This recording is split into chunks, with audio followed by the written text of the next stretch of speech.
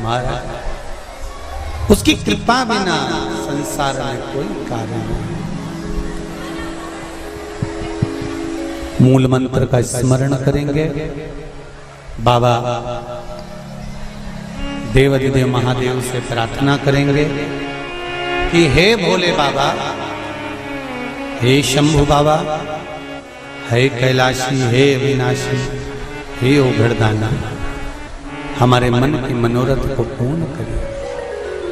श्री शिवाय नमस्तुभ्यं, श्री शिवाय नमस्तुभ्यं, श्री शिवाय नमस्तुभ्यं, श्री शिवाय नमस्तुभ्यं, श्री शिवाय नमस्तुभ्यं। शिव महापुराण का ये मूल मंत्र है।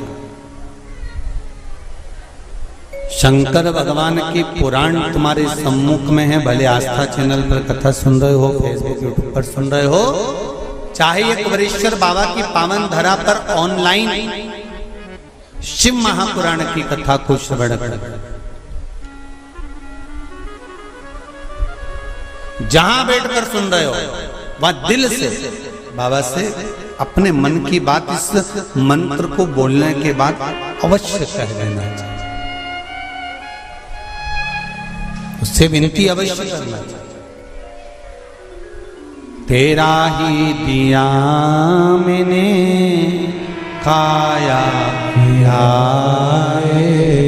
तेरा शुक्रिया है, तेरा शुक्रिया है। दिल से कहो,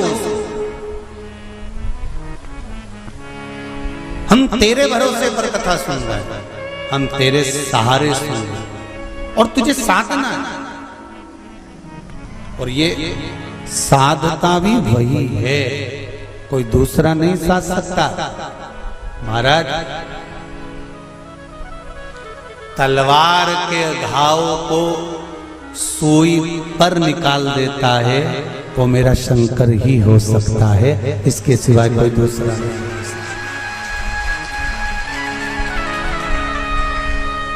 तलवार के घाव को अगर सुई पर निकाल रहा है तो वो शिव है।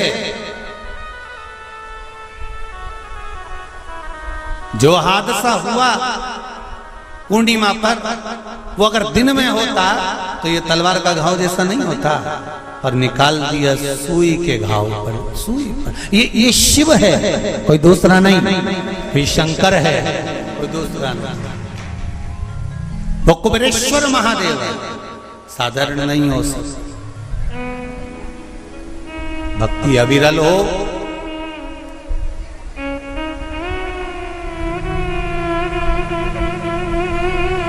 चारों तरफ लोगों ने कह दिया, कोई कहे 50 चले गए, कोई के 20 चले गए, कोई के 40 चले गए, कोई के ऐसा हो गया, कोई कहे वैसा हो गया।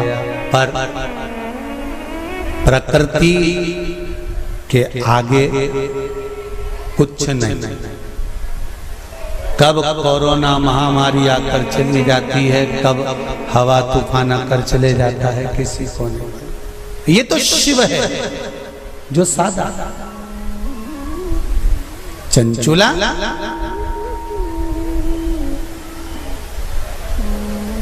आपने मेरा मार्ग क्यों रोक दिया? भगवान देवाधिदेव महादेव ने पूछा।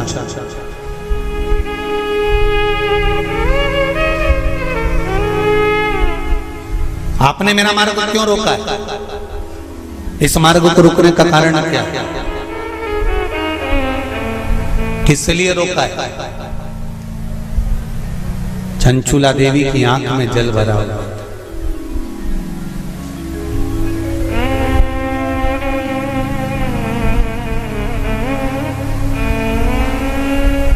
मैं बेधब्य हो गई हूं। चंचुला देवी कहती हैं, मेरे पति के धाम को मुझे वापस जाना है। जिस लोक में मेरा पति रहता है मुझे उस लोक में जाना है। शंकर भगवान ने एक बात बड़ी सुंदर कही चंचुला देवी को, आपको मालूम है? चंचुला,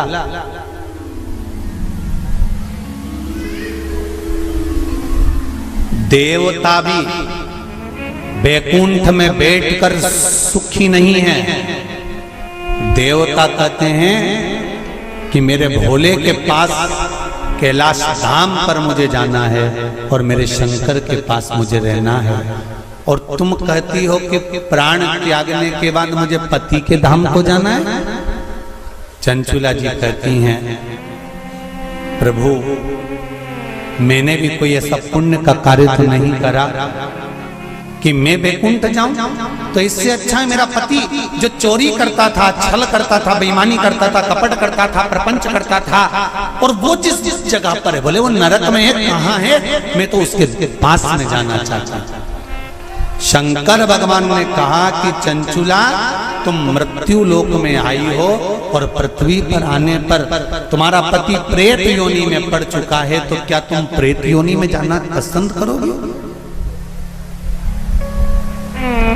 ध्यान देना रे भाई,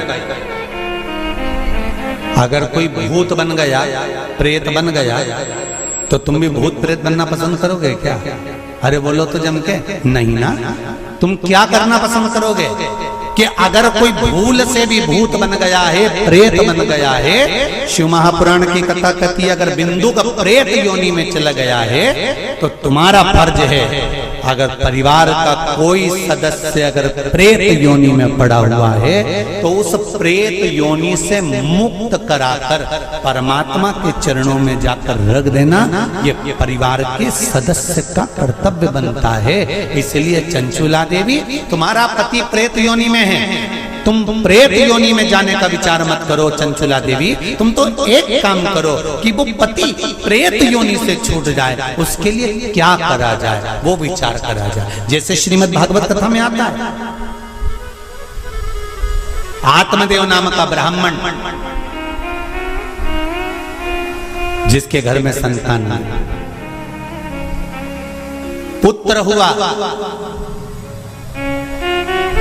धुंधकारी नाम रखा, सखी के घर से लेकर। धुंधकारी के प्राण छूटे, प्रेत योनि में चले गया।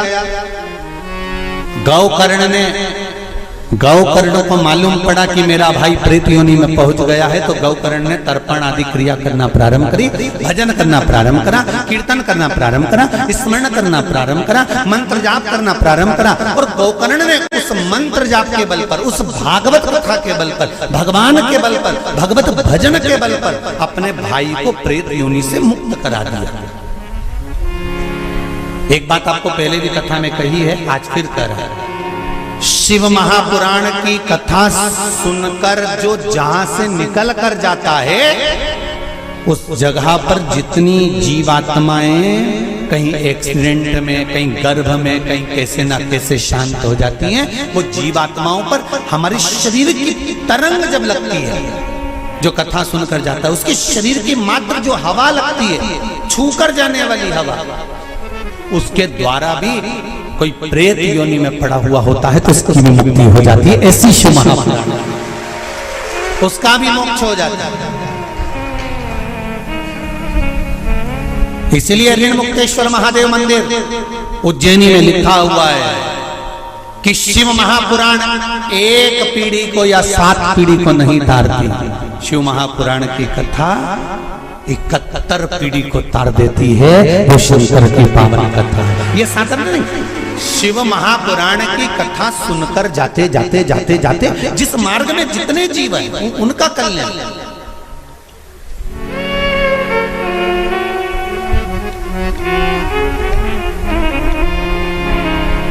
इतना तो करना स्वामी जब प्राण तन से मरना निश्चित है, प्राण छूटेंगे ये निश्चित है, कब छूटेंगे ये पक्का पता नहीं, किसकी कितनी उम्र है ये मालूम नहीं है। तो एक काम तो कर सकते हैं, भगवान से प्रार्थना तो कर सकते हैं कि बाबा ऐसी कृपा करना, ऐसी दया करना, मेरी ऐसी बुद्धि करना कि तेरा भजन करते हुए, तेरा दर्शन करते हुए, तेरा कीर्तन करते हुए, तेरा मंत्र जाप करते हुए मेरे प्राण छूट जाए। इतना तो करना स्वामी जब प्राण मन से निकले, गोविंद नाम लेकर जब प्राण तन से निकले। भगवान से इतनी प्रार्थना जरूर करना कि तेरे भजन करते करते, तेरा स्मरण करते करते, तेरा मंत्र जाप करते करते, तेरा कीर्तन करते करते, तेरी कथा श्रवण करते करते, दान पुण्य सत्कर्म करते करते, तीर्थ आदि करते करते, गंगा का स्नान, यमुना का स्नान, सरयू का स्नान करते करते, सारी पुरियों का स्नान करते, पूजन करते करते मेरे प्राण तेज में समा जाए। इससे बढ़कर कोई सुख जीवन का नहीं हो सकता, इससे बढ़कर कोई आनंद नहीं हो सकता।